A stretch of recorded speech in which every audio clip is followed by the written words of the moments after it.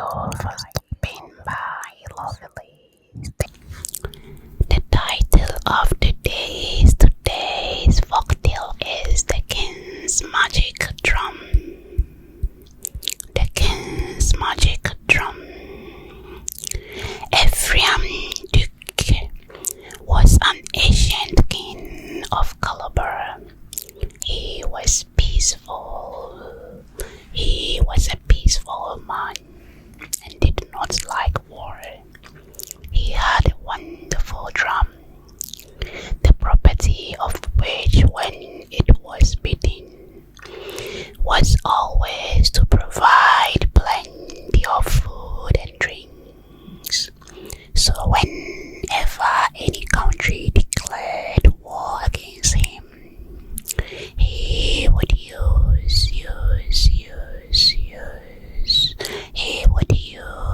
to call all his enemies together and beat the drum. Then, to the surprise of everyone, instead of fighting, the people would find tables of food spread with all sorts of dishes: fish, fufu, palm oil, chop, soup, cooked yams, and akros, and plenty of palm wine for everybody. In this way, he kept all the country quiet and sent his enemies with full stomach in a happy and contented frame of mind. There was only one drawback of possessing the drum, and that was if the owner of the drum walked over any stake on the road or stepped over a falling tree, all the food would immediately go bad, and 300 evil men would appear with sticks and whip and beat the owner of the drum and all the invited guests very severely. Ephraim Duke was a rich man. He had many farms and hundreds of slaves, a large store of canal, and many bunches of palm oil. He also had 50 wives and many children. The wives were all fine women and healthy. They were also good mothers, and all of them had plenty of children, which was good for the king's house. Every few months, the king used to issue invitations to all his subjects to come for a big feast. Even the wild animals were invited: the elephant, the hippopotamus, the leopard, the bush cows, and antelope used to come, for in those days there was no trouble, as they were friendly rich men, and when they were at the feast, they did not kill anyone. All the people, and the animals as well were envious of the king's drum and wanted to possess it, but the king would not part with it. One morning, one of the king's wife, took her little daughter down to the spring to wash, as she was covered with yowls, which was bad sore all over the body. The tortoise happened to be up off palm tree just over the spring, cutting nuts for its midday meal. While he was cutting, one of the nuts fell to the ground just in front of the child. The little girl, seeing the food, cried for it, and the mother, not knowing any better, picked up the palm nut and gave it to her daughter. Directly the tortoise saw this, he climbed down the tree and asked the woman where his palm nut was. She replied that she had given it to the child to eat. Then the tortoise, who were very much wanted the king's drum, thought he would make a plenty palaver over this and force the king to give him the drum. So So he said to the mother of the child, I am a poor man, and I climbed the tree to get food for myself and my family. Then you took it from my palm nuts and gave it to your child. I shall tell the whole matter to the king and see what he has to say when he hears that one of his wives has stolen my food. For this, as everyone knows, is a very crime according to the native custom. A crow at them then said to the tortoise, I saw your palm nuts lying on the ground, and thinking it had fallen from the tree, I gave it to the little girl to eat, but I did not steal it. My husband is a rich man, and if you have any complaint to make against me and my child, I will take you before him. So when she had finished washing her daughter at the spring, she took the tortoise to her husband and told him what had taken place. The king then asked the tortoise what he would accept as compensation for the lost of his palm nuts, and offered money, clothes, kennels, or palm oil. Of all things, the tortoise refused, one after the other. The king then asked the tortoise, what will you take? You may have anything you like. And the tortoise immediately pointed to the king's drum and said it was the only thing he wanted. In order to get rid of the tortoise, the king, very well, take the drum, but he never told the tortoise about the bad things that would happen to him if he stepped over a fallen tree or walked over a stick on the road. The tortoise was very glad at this and carried the drum home in triumph to his wife and said, I am now the rich man and shall do no more work. Whenever I want food, all I have to do is to beat this drum, and food would immediately be brought to me, and plenty of drinks. His wives and children were very pleased when they heard this, and asked the tortoise to get food at once, as they were all hungry. The tortoise was only too pleased to do so, as he wished to show off his newly acquired wealth, and was also rather hungry himself. So he beat the drum in the same way as he had seen the king do when he wanted to eat, and immediately plenty of food appeared. So they all sat down and made a great feast. The tortoise did this for three days, and everything went well. All his children got fat and had as much as they could possibly eat. He was therefore very proud of his drum, and in order to display his riches, he sent invitation to the king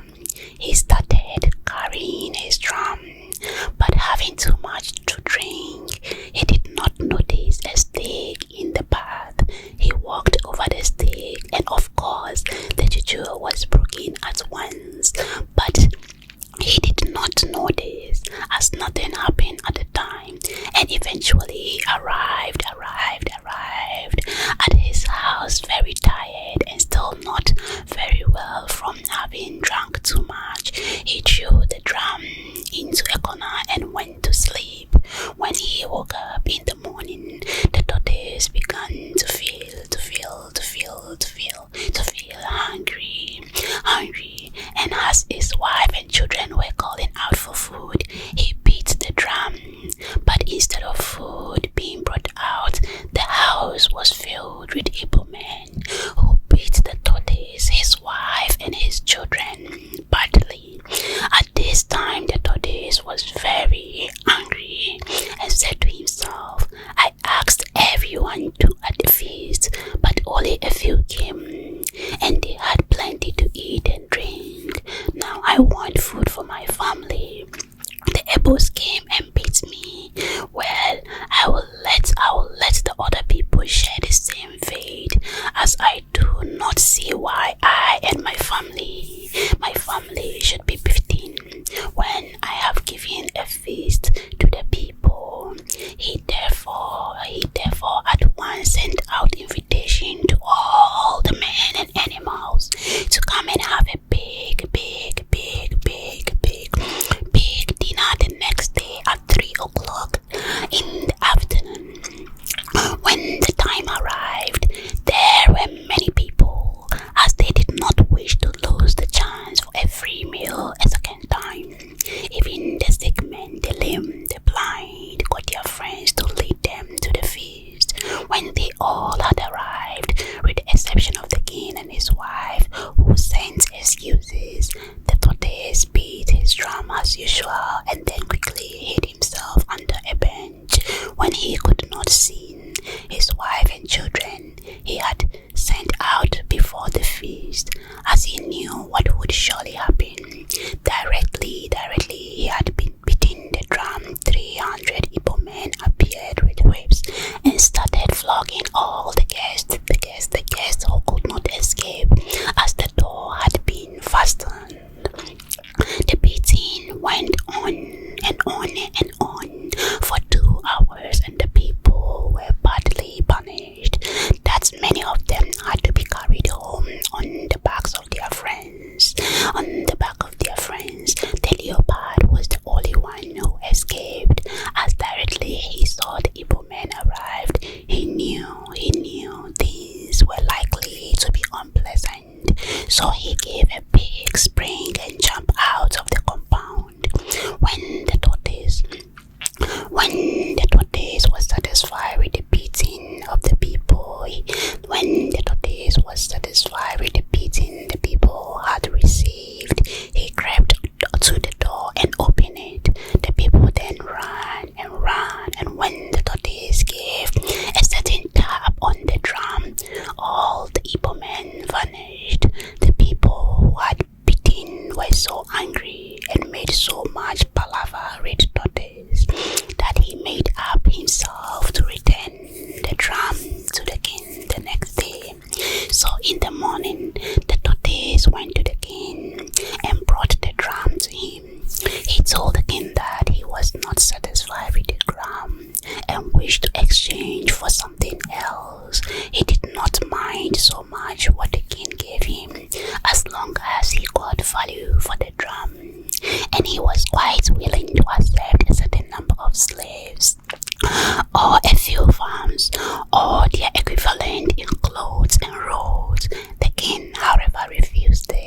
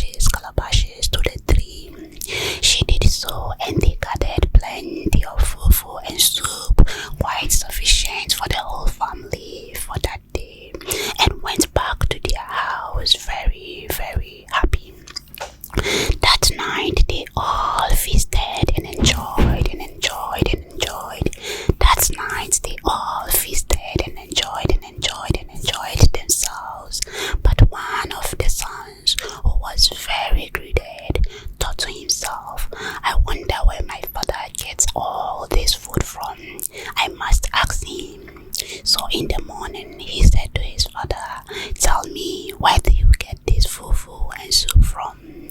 But his father refused to tell him, as his wife, who was a cunning, said, "If we let our children know the secret of fufu tree, someday when they are hungry, after we have got our daily supply, one of them may go to the tree and gather more, which will break the juju." But the envious son, being determined to get plenty of food for himself, decided to track the father to the place where he obtained the food. This was rather difficult to do, as the tortoise always went out alone and took the great care to prevent one from following him. The boy, however, thought of a plan and got a calabash with a long neck and a hole in it. He filled the calabash with wood and ashes, which he obtained from the fire, and then got a bag which his father always carried on his back when he went out to get food.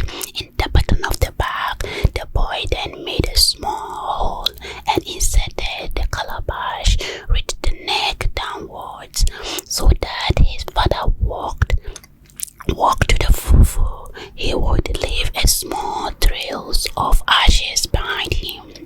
Then when his father having slung his bag over the bag as usual, he set out to get the daily supply food. His greedy son followed the trail of the wood ashes, taking great care to hide himself and not let the father perceive that someone was following him. At last, the tortoise arrived at the tree and placed all the calabashes on the ground and collected the food for the day. The boy watching him from a distance. When his father had finished and went home, the boy also returned and having had a great meal, said nothing to his parent, but went to bed. The next morning, he got some of his brothers. After his father had finished the daily supply, they went to the tree and collected much fufu and soup, so the juju broke. At daylight, the tortoise went to the tree as usual, but he could not find it. As usual, the night the whole bush had grown. The fufu tree was hidden from sight. There was nothing seen but dens of picky tie palm. Then the tortoise once knew that someone had broken the juju and had gathered fufu from the tree twice in the same day. So he returned home very sadly to his house and told his wife. He then called all his family together and told them what had happened and asked them who had done this evil thing. They all denied having had anything to do with the tree. So the tortoise, in despair, brought all his family to the place where the fufu tree had been, but which was now all prickly tie, and said, "My dear wife and children, I have done all that I can for you, but you have broken my juju. You must therefore for the future live on the tie palm." So they made their home under the prickly tree, and from that day, you will see